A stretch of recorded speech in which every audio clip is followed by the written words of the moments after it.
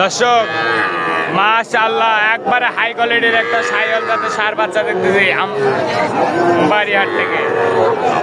একবারে সেরা জাত মানের গরু, কিন্তু হাই কোয়ালিটির একটা বাচ্চা কিন্তু। ভাই আসসালামু আলাইকুম, ভালো আছেন? এটা কত চান ভাই? চা দাম ৭২,০০০।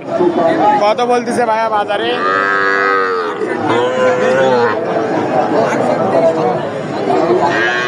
৬৭,০০০ বলে। দেওয়া যায় না? দেওয়া যাবে না? কত হলে দিবেন?